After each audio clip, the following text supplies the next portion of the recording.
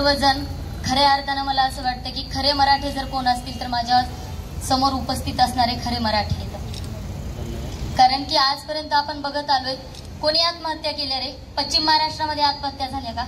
विदर्भामधल्या लोकांनी आत्महत्या केल्या का? कुठल्या लोकांनी आत्महत्या केल्या? 300 ज्या आत्महत्या झालेल्या आहेत त्या माझ्या मराठवाड्यातल्या झालेल्या. कोणाच्या कपाळावरचं कुंकू पुसल्या गेलं? माझ्या मराठवाड्याच्या माता माऊलीचं कुंकू पुसल्या गेले ना.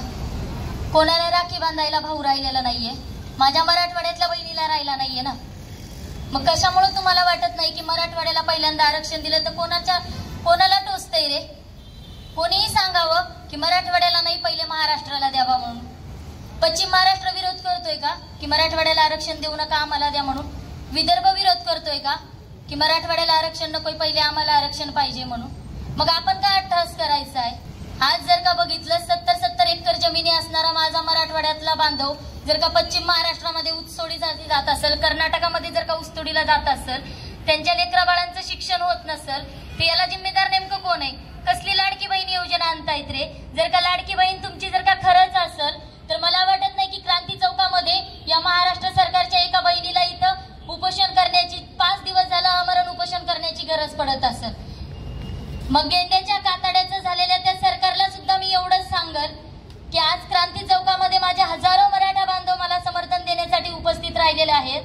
जर का 17 सप्टेंबर पर्यंत तुम्ही जर का आमची ही मागणी नाही केली तर आम्हाला आमचा मराठवाडा स्वतंत्र करून द्या. कारण की आमचा मराठवाडा आज जर का कोणी बघितलं असेल आंदोलन, मोर्चे, उपोषण यामुळे रेड झोन मध्ये गेलाय माझा मराठवाडा. अरे कुठली कंपनी आपल्या मराठवाड्यामध्ये इन्व्हेस्टमेंट करायला तयार नाहीये. कशा पद्धतीने आमच्या मुलांना नोकऱ्या लागणार आहेत याचा कधी गांभीर्याने विचार केलाय का? मग कुठलंही आंदोलन असेल, कुठलेही मोर्चे असतील ते काढायचे आणि पोरांवरती जर का केसेस झाल्या तर त्यावरती कोणीच बोलायला तयार नसतं. कित्येक पोरांवरती इथं बसलेल्यांवरती एनपीडी दाखल झालेले आहेत. कधी यावरती कोणी आवाज का नाही उठवला? नुसतेच पोरं मोर्चांमध्ये बोलवायचे, मग त्यांच्यावरती केसेस झाल्यावर त्यांची जिम्मेदारी कोण घेणार आहे? कधीतरी त्यांच्या घरावरती जाऊन पाहिलं का तुम्ही?